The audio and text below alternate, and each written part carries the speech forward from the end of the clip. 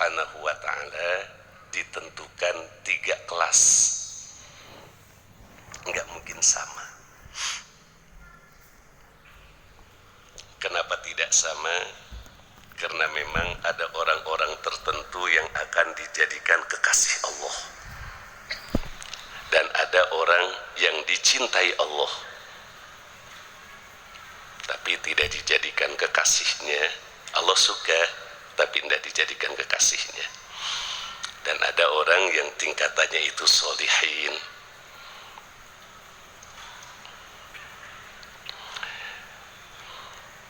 tingkatan orang yang paling tinggi ya warasatal zalimi li nafsihi minkum, orang-orang yang menekan dirinya untuk lelah di dalam ibadah. Ini orang menzolimi dirinya dibebankan dengan ibadah yang tidak ada hentinya, menzolimi diri dengan banyak zikir, menzolimi diri dengan banyak puasa, menzolimi diri dengan banyak tahajud, menzolimi diri dengan banyak baca Al-Quran. Ini yang dilakukan persis seperti Abi Darda, Sayyidina Utsman, para sahabat yang menzolimi dirinya dengan banyak ibadah. Orang yang kayak begini Allah tentukan sangat-sangat sedikit sekali, dan dia tidak merasa lelah dan tidak tertarik kepada selain Allah. Ya warasatal zalimi li nafsihi minkum, itu tingkatan pertama. Jadi jangan berkata begini, kenapa sih ibadah harus capek-capek? Oh, enggak bisa. Ada orang-orang yang Allah tentukan kayak begitu. Sedikit makannya, sedikit tidurnya, dan dia tidak ingat kepada selain Allah. Karena hanya ingat kepada Allah, maka selain Allah itu tidak berharga di matanya, sehingga semangatnya hanya ibadah. Orang-orang yang seperti ini meninggalkan rukhsah, bukan rukhsah dalam ilmu fikih. Rukhsah dalam ilmu fikih itu menjamak sholat di saat musafir, mengqashar, bukan itu. Meninggalkan rukhsah itu sebenarnya boleh. Seseorang itu tidur lama tapi mereka tidak bisa, kayak Robi'atil Adawiyah, cukup 15 menit, dan 15 menit bisa membuat dirinya semangat ibadah siang dan malam. Kalau kita tidak bisa, kita tidak ditentukan oleh Allah orang yang seperti itu. Cirinya mana? Masih bilang-bilang capek setelah pulang ngaji, masih sedih ibadah itu kalau nggak punya duit. Itu ciri bahwa kita bukan termasuk orang warasatal zalim li nafsihi minkum. Yang kedua, wal muqtasid bil khairat, orang yang nengah-nengah di dalam ibadahnya. Ini ya, mudah-mudahan kita ada ibadahnya tidak seperti tingkatan pertama, tidak menzolimi dirinya, dia lakukan perintah yang wajib dengan baik, sunnahnya dia jaga, tahajudnya, duhanya, kewajiban untuk membiayai anak dan istri dia jaga. Ini pun orang-orang mulia, dan orang yang seperti ini kita bisa mintai berkahnya di saat kita berdoa. Wal muqtasidi wassabiqi bil khairat. Jadi banyak orang-orang yang diangkat menjadi wali dari sisi muqtasid. Dan yang terakhir, ketiga, wassabiqi bil khairat. Ada orang-orang yang dikasih kemampuan oleh Allah tidak mau ketinggalan hal yang baik.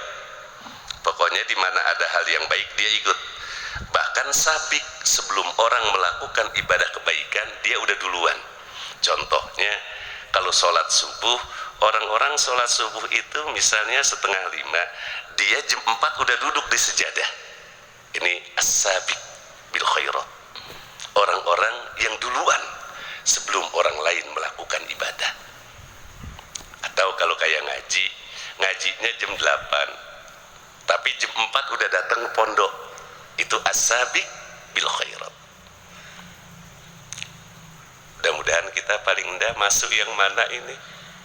Masuk yang nomor 3 ya, as-sabiq bil khairat, enggak mau ketinggalan untuk melakukan kebaikan dan selalu paling depan di saat melakukan kebaikan. Ini kan kan sholat jamaahnya aja masih lama, subuhnya nanti 4:30, ntar aja kalau udah qomat. Nah kalau itu udah buncitnya itu ya Pak ya, orang yang baik udah paling ujungnya itu. Tapi itu pun alhamdulillah. Jadi ada orang-orang yang sholat subuh jam 2 udah duduk, kayak mama, misalnya mama Kaduparasi, sholat subuh jam 2 udah duduk di sejadah. Ngapain mak mau sholat subuh? Ada di sini begitu. Nah, mama jam 2 udah duduk mau sholat subuh. Tapi duduk jam 2 mau nunggu sholat subuh, jangan dimasukkan ke dalam status. Wah, jam 2 duduk. Apa tuh jam 2 duduk? Subuh dong, lo sombong. Jangan suka main status lah, ibadah norak. Biar statusnya disimpan malaikat aja. Norak itu. Orang yang gak kenal Allah begitu tuh, pengen diketahuin orang aja. Itu ciri orang belum kenal Allah. Kayaknya gak puas kalau orang gak tahu dia berbuat baik. Lalu ya, jangan suka gitu. Mudah-mudahan kita sudah paham yang tadi ya. Nah, sekarang kita masuk supaya kajiannya ini mudah dicerna. Kata Imam Ibnu Athaillah Sekandari, mudah-mudahan kalau sudah nanti Covid ini selesai, kita mau ke Mesir ya, mau ngaji hikam di makom Ibnu Athaillah Sekandari. Insya Allah nanti kita mau ngaji hikamnya di sana, nggak lagi di Cibinong. Kita ngajinya di Mesir, langsung di kuburan Ibnu Athaillah, Dorihah Ibnu Athaillah Sekandari. Tatallu'uka ila baqa'i ghairihi minal waridatil mazkurati wa ghairiha kal anwari wal maqamati wan ni'amil batinah wa zahirah dalilun ala adami wujdanika lah. Tatallu'uka ila baqa'i ghairihi dalilun ala adami wujdanika lah. Pelangak-pelongoknya kamu. Pelangak pelongok itu biasanya orang kalau pelangak pelongok itu ada yang dicari. Maka pelangak pelongok keinginanmu, karena pelangak pelongoknya di sini pelangak pelongok hati, bukan mata. Tatallu'uka ila baqa'i ghairihi, keinginan hatimu untuk tetap selain Allah.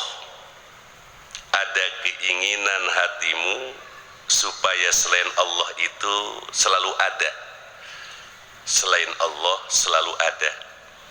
Artinya hati mencari sesuatu selain Allah. Pencarian hatimu kepada selain Allah itu dalilun ala adami wujdanikalah, jadi dalil bahwa kamu belum mendapatkan Allah. Keinginan hatimu untuk mendapatkan selain Allah adalah dalil kamu belum bertemu dengan Allah.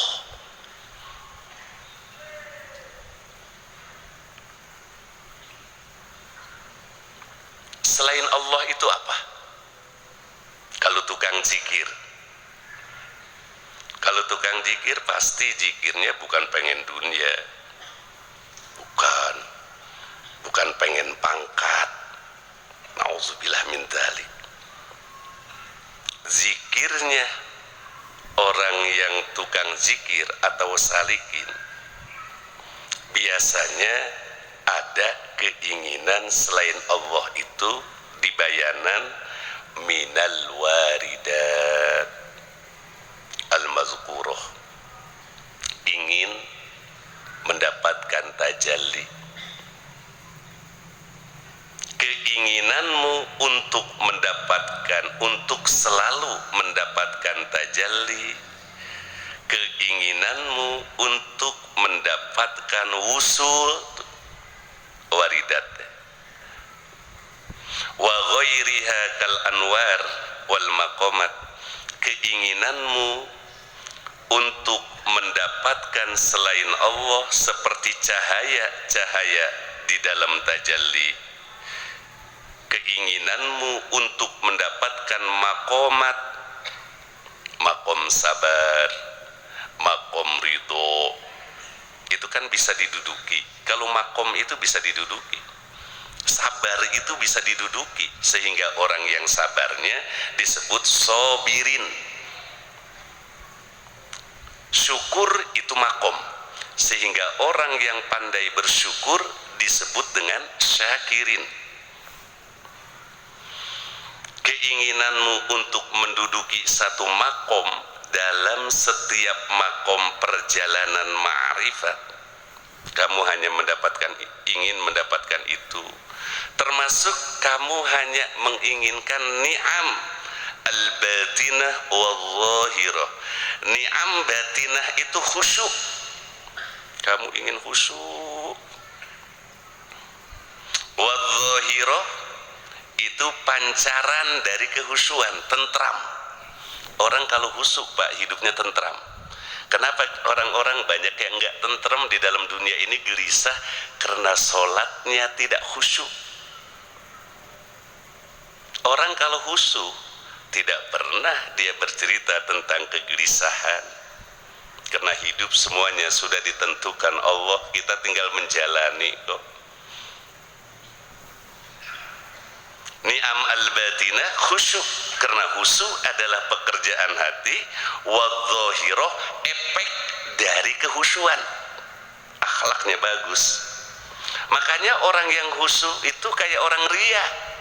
Awas, orang kalau khusyuk kayak orang ria, sampai dia doa aja kayak orang ria. Makanya perbedaan orang khusyuk dengan orang ria tipis. Kalau orang khusyuk di saat dia di hadapan jamaah dan di saat dia sendirian tahajud sama, enggak berubah.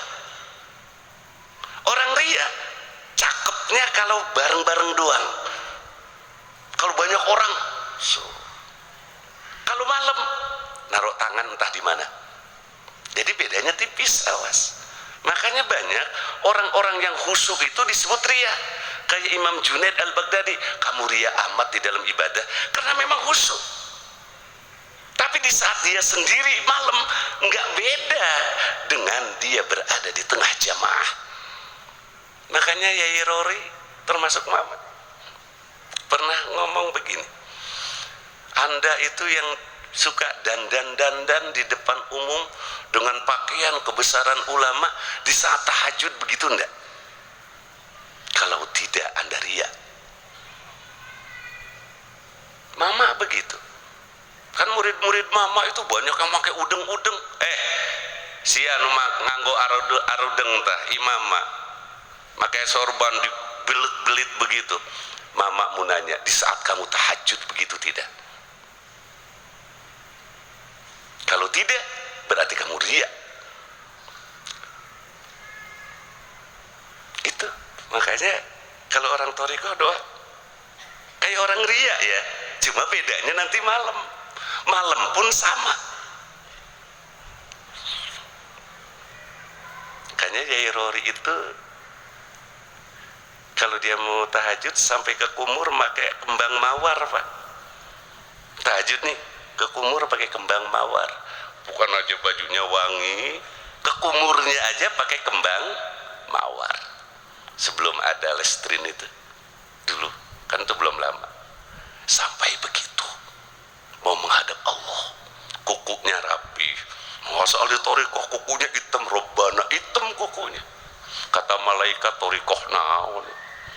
Lah kalau kita mau ketemu orang yang kita cintai kuku hitam, berani enggak? Lalu bagaimana ke Allah? Anda telah menghinakan Allah di hadapan manusia. Jelek gitu.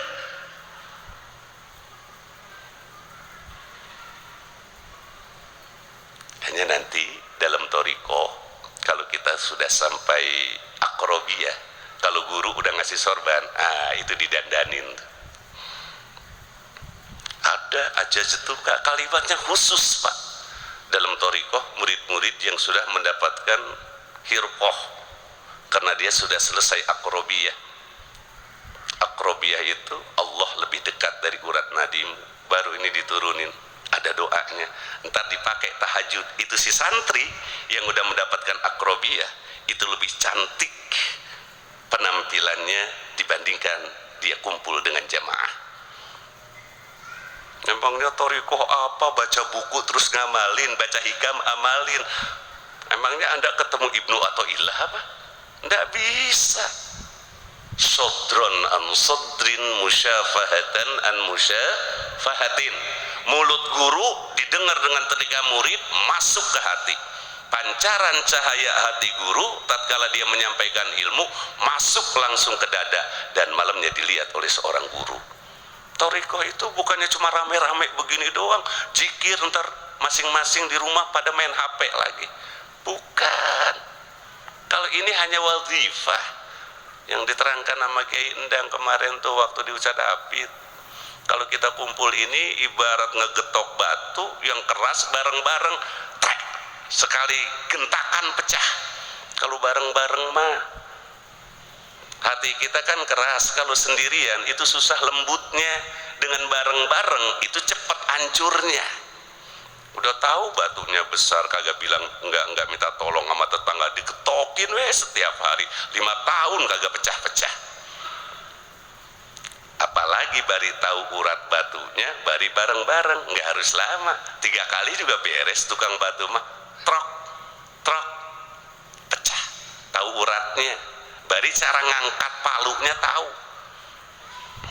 Itu ini mau wazifah dan ngaji sangat, tapi ini penting sekali, jangan dianggap remeh ya Pak. Ini penting sekali yang saya rasakan selama saya ikut guru, walaupun tidak ada pondok. Saya ikut guru, pokoknya guru di mana saya datang. Mau ngedenger guru ada di Jakarta, datang. Ngedenger ada di Sunan Kalijaga, datang. Ngedenger ada di Gresik, datang. Ayo ikutin terus. Terasa kenikmatannya guru meninggal itu kayak ada kayak ketepaan itu, kayak ketepaan. Sama mama kemana aja saya ikutin, kecuali waktu ke Kalimantan saya kurang sehat. Mau ikut enggak? Itu lagi kurang sehat, saya mau paksain. Kata mama, ulah kayak barudak di pondok tengah raos jadi dosa abah. Baru saya nggak ikut tuh Kalimantan. Baik, dalilun ala adami wujdanikalah, pelang-pelong hatimu supaya tetap perkara selain Allah dalam pandanganmu, yaitu maqamat anwar, termasuk batinah dan zahirah. Ni'am al-batinah wa zahirah dalilun ala adami wujdanikalah, itu dalil bahwa kamu belum mendapatkan Allah. Kalau kamu sudah mendapatkan Allah dari pandangan hatimu, awas, mendapatkan Allah tidak seperti kita mendapatkan apa yang kita cari. Mendapatkan gelas yang kita cari, na'udzubillah min dzalik. Emangnya Allah apaan? Pugu Allah teh kesifatan sifat kidam, ari kidam teh sifat salbiyah teh ta'rifnya kudu salabu mala yaliku bihi, maka kidam teh adamu ibtitah, narifannya kudu gitu, sebab salabi salabu ma la yaliku bihi, sehingga ada kidam sabik, kidam lahik, kidam mutlak. Dalilun ala adami wujdanik, ciri ala adami wujdanika, tidak mendapatkan dirimu akan Allah. Ijlaw wajadtahu fi qalbika wanjama alaihi sirruka lam tatlub baqa'a ghairi. Kalau betul kamu sudah mendapatkan Allah di dalam hatimu, merasa dekat dengan Allah, kamu merasa dipandang Allah, terlebih kamu bisa memandang Allah dengan mata batin, awas. Wanjama alaihi sirruka, sir itu adalah pandangan ruhaniyah. Jadi ada qalbun, ada ruhun, ada sir. Sir itu sudah kecerdasan ruh. Wanjama alaihi sirruka, pandangan hatimu sudah kumpul. Wanjama'a, sudah jadi, bahasa kita mah. Jika pandangan ruhmu sudah jadi, lam tatlub baqa'a ghairi, kamu tidak akan mencari selain Allah.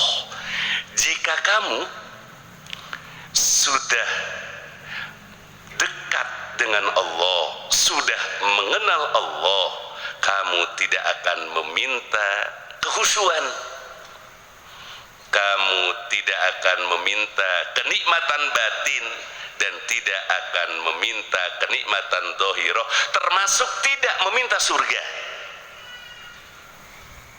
Orang-orang yang minta surga itu, awas, tadi saya sudah sampaikan ya, tingkatan manusia ada 3 tingkatan. Bapak jangan mentahin lagi, ya kan surga penting, mentah lagi. Penting, siapa bilang kagak penting? Buat orang-orang yang sudah tingkatan warasata zalim li nafsih, dia udah nggak inget surga, karena ibadahnya itu sudah jadi karakter. Meninggalkan perbuatan dosanya itu sudah jadi karakter. Orang itu meninggalkan perbuatan maksiat biasanya karena takut masuk neraka. Melakukan ibadah itu karena ingin masuk surga. Masih ingat surga dan nerakanya. Orang-orang warasata zalimi li nafsihi minkum, dia ibadah hanya ingat kepada Allah, tidak ingat surganya, tidak takut nerakanya. Jangan mentahin lagi, kan saya udah terangin tadi. Orang-orang yang tingkat warasata zalim li nafsihi minkum, yang siap membebankan ibadah berat kepada dirinya, dia menjadi dekat dengan Allah, ibadahnya tidak ingin surga, bahkan tidak ingin menjadi wali. Enggak. Kenapa?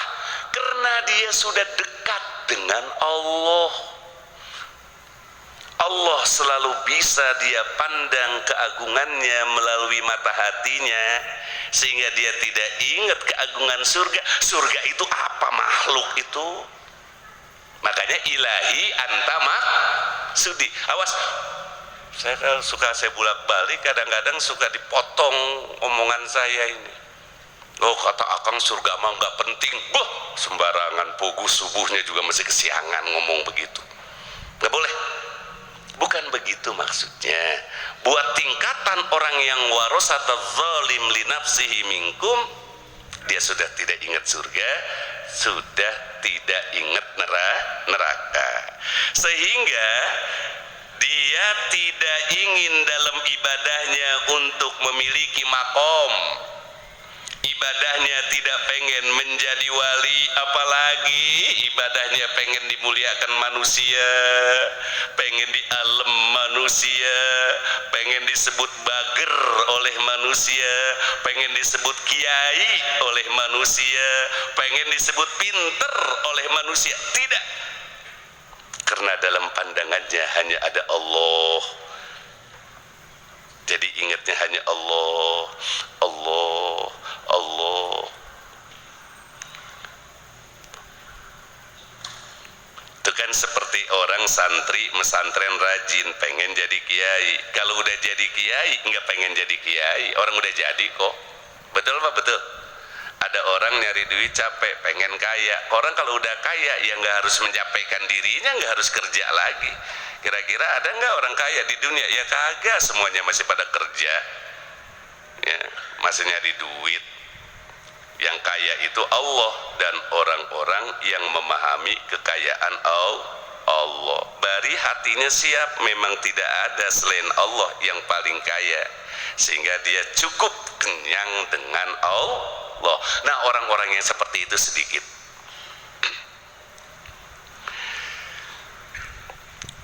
Jadi jangan suka menyalahkan perjalanan wali ya. Banget-banget amat sih ngaji sampai jam 11 itu zikir kok lama-lama amat. Oh, tingkatannya dulu Mbak, tingkatan siapa? Tatallu'uka ila baqa'i ghairihi dalilun ala adami wujdanikalah. Pelang-pelong hatimu untuk mendapatkan sesuatu yang kekal selain Allah, termasuk ingin surga, ciri kamu belum mengenal Allah. Kalau kamu sudah mengenal Allah, kamu tidak ingin surga. Malu karena surga makhluk Allah. Inilah makna inni wajjahtu wajhiya lilladzi fataras samawati wal ard. Hanya untukmu ya Allah, bukan untuk surga. Loh, itu Pak kalau bisa nikmat banget ya Pak. Ya.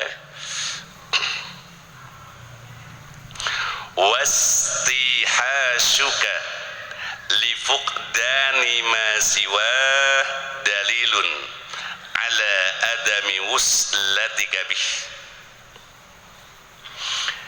Kekhawatiranmu, kegelisahanmu, manusia suka gelisah. Wastihasuka, kegelisahanmu karena tidak mendapatkan selain Allah. Kamu gelisah karena belum menjadi wali. Ada deh orang doa anak gelisah banget, belum juga bisa zikir gitu ya. Zikir lama kok belum jadi wali misalnya, gelisah. Wastihasuka li fuqdani ma siwa, zikir saya sudah lama tapi kok belum mimpi ketemu Rasulullah ya, gelisah. Saya cinta dengan Abdul Qadir, bahkan Khol udah ke 6 tahunnya tapi kok belum juga ngimpi-ngimpi ya, gelisah. Wastihasuka li fuqdani ma siwa, kegelisahanmu karena tidak adanya perkara selain Allah. Tidak adanya perkara selain Allah apa? Waridat tadi, tajalli, bisa melihat keagungan Allah melalui sinar tajalli. Saya contohkan kemarin kayak Lailatul Qadar. Orang kalau mendapatkan Lailatul Qadar, cahaya yang sebentar trek 7 lapis langit kebuka, malaikat lagi sujud. Nah, dia belum mendapatkan cahaya itu tuh, cahaya Lailatul Qadar, gelisah. Ini Ramadan sudah di akhir, kok saya belum mendapatkan cahaya Lailatul Qadar, gelisah. Wastihasuka li fuqdani ma siwa, kegelisahanmu karena tidak adanya perkara selain Allah. Sinar Lailatul Qadar itu bukan Allah, ciptaan Allah. Kamu gelisah karena belum mendapatkan cahaya Lailatul Qadar. Cahaya Lailatul Qadar masih belum mimpi ketemu dengan Rasulullah, masih Rasul bukan Allah, nauzubillah min zalik. Rasul makhluk Allah yang Allah cintai. Kenapa Anda tidak ingin ketemu Allah saja? Begitu maksudnya. Kegelisahan Anda karena tidak mendapatkan masiwah waridat al-madhkurah dalilun ala adami wuslatika bih, itu dalil Anda belum sampai ke Allah. Wuslah di tafsiran ku tafsir labji, wusulika karena makna adanya pada lafaz. Karena makna ada pada lafaz wuslatika di tafsiran ku tafsir lafaz ai. Sebab ada lagi untuk menafsirkan lafaz apabila lafaz dimaksud makna pakai yakni. Dalam ilmu usul fikih begitu. Jadi musonif di sini pakai ai, jangan sembarangan memahaminya, awas man. Ini ayat harfu atfin wa tafsirin, tafsirnya tafsir lafzi. Kalau kata mantek ta'rifnya ta'rif lafzi. Karena tafsirnya tafsir lafzi maka ay eker nafsiran lafaz wuslatika, anu dimaksud wuslatika teh wusul, itu maksudnya, bukan na'rifan makna. Nafsiran makna wuslatika bukan. Sebab kalau tujuannya untuk menafsirkan makna wuslatika nggak pakai ay, yakni, sementara yakni memiliki adawat. Ada 4 syarat mendatangkan yakni, ada 4. Kalau mendatangkan ay harfu tafsir atfin wa tafsir, syaratnya 1, asal syarat eger ngajelaskeun makna tina lafaz. Maksud nama eta makna ayat tina lafaz, maka ayeuna bade dijelaskeun makna lafazna, maka teu pake yakni. Ay wusulika ilaihi ijlaw wasalta ilaihi lanasita kulla mahbub. Maknanya begini, jika kamu masih menginginkan selain Allah, berarti kamu belum sampai ke Allah. Jika betul kamu sudah sampai ke Allah, tentu kamu akan lupa kepada selain Allah. Kenapa kita masih menginginkan selain Allah? Karena kita belum sampai ke Allah. Kalau kita sudah sampai ke Allah, lanasita kulla mahbub, kamu akan lupa setiap perkara yang kamu inginkan.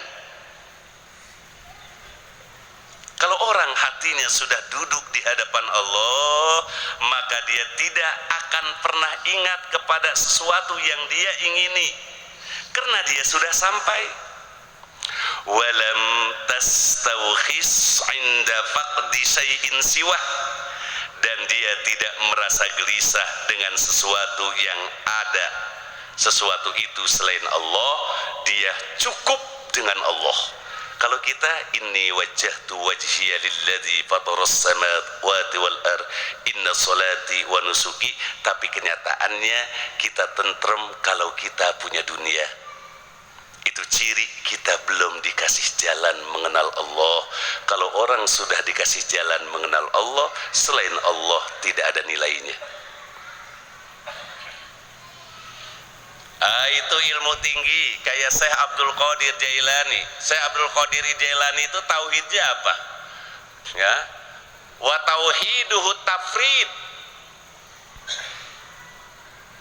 Tauhiduhu tafrid, tidak ada yang diingat oleh Syekh Abdul Qadir Jailani kecuali Allah. Bukan tauhid sifat kayak kita sifat 20 wujud kidam bako. Udah selesai buat Syekh Abdul Qadir Jailani. Mengenal Allah melalui sifat udah selesai.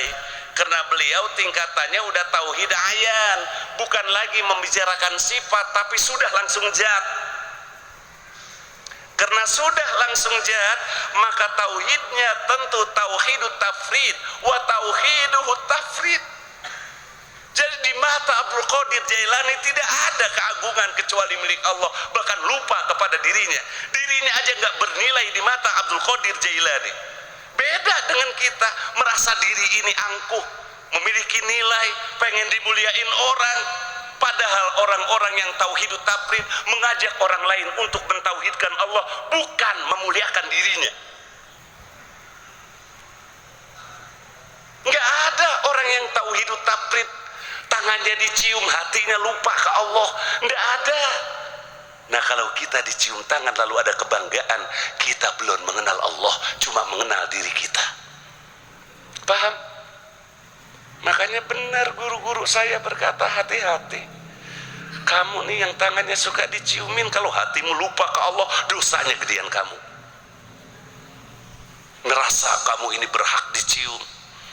Ada 100 orang yang menciumi kamu, 100 orang kamu lupa saat itu kepada Allah. Jangan juga begini, orang mencium nggak boleh, itu malah pengen disebut tawadu. Jelek lagi itu Pak. Ulah. Pengen disebut tawadu ya berarti takabur. Apa emang? Karena orang kalau udah tawadu nggak ada itu pengen disebut tawadu atau dikatain, nggak ada, udah nggak ada rasa haiman. Di dalam kitab Madarijus Sumud Syarah Al-Manazil, orang kalau sudah makrifat kepada Allah dingin dari apa? Dari pujian dan hinaan. Dipuji habis-habisan, dia tidak bangga, nggak tahu kalau dirinya sedang dipuji orang. Dihina juga sama, nggak tahu kalau dirinya lagi dihina. Kenapa? Karena dia sudah dingin, hanya hangat kepada Allah. Jangan sampai. Makanya orang-orang yang ilmunya sedikit tuh yang dicium-ciumin tuh baru sombong tuh, pasti tuh sombong. Tahu si anu ge cium tangan ke aing cenah. Kesian ya, itu belum kenal Allah, itu baru kenal dirinya. Mudah-mudahan kita dicintai Allah ya.